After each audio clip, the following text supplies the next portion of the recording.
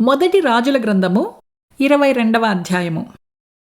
సిరియనులను ఇజ్రాయేలు వారును 3 సంవత్సరములు ఒకరితో ఒకరు యుద్ధము జరిగింపక మానిరి.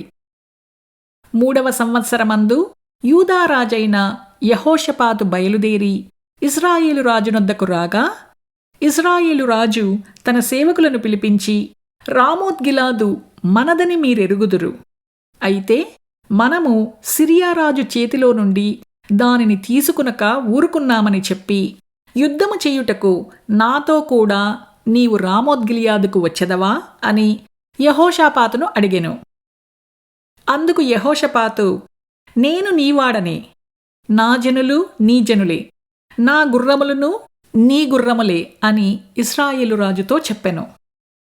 పిమ్మట యెహోషాపాతు, నేడు యెహోవా యొద్ద విచారణ చేయుదము రండని ఇశ్రాయేలు రాజుతో అనగా, ఇశ్రాయేలు రాజు దాదాపు 400 మంది ప్రవక్తలను పిలిపించి, యుద్ధము చేయుటకు రామోత్గిలాదు మీదికి పోదునా పోకుందునా అని వారినడిగెను. అందుకు యెహోవా, దానిని రాజైన నీ చేతికి అప్పగించును కనుక పొండని వారు చెప్పిరి కాని యెహోషాపాతు విచారణ చెయ్యుటకై వీరు తప్ప యెహోవా ప్రవక్తలలో ఒక్కడైనను ఇక్కడ లేడా అని అడిగెను.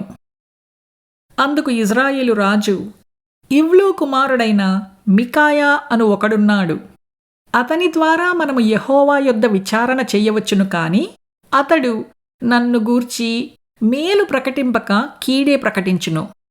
కనుక అతని యందు నాకు ద్వేషము కలదని యెహోషాపాతుతో అనగా, యెహోషాపాతు, రాజైన మీరు అలాగనవద్దనెను. అప్పుడు ఇశ్రాయేలు రాజు తన పరివారములో ఒకరిని పిలిచి, ఇమ్లు కుమారుడైన మికాయాను శీఘ్రముగా ఇక్కడికి రప్పించుమని సెలవిచ్చెను. ఇశ్రాయేలు రాజును యూదా రాజుకు యెహోషాపాతును రాజవస్త్రములు ధరించుకుని షోమ్రోను గవిని దగ్గరనున్న విశాల స్థలమందు గద్దెల మీద ఆసీనులై ఉండి ప్రవక్తలందరూ వారి సమక్షమందు ప్రకటన చేయుచుండగా, కెనయానా కుమారుడైన సిద్కియా ఇనుప కొమ్ములు చేయించుకుని వచ్చి, వీటిచేత నీవు సిరియనులను పొడిచి నాశనము చేతువని యెహోవా సెలవిచ్చుచున్నాడని చెప్పెను.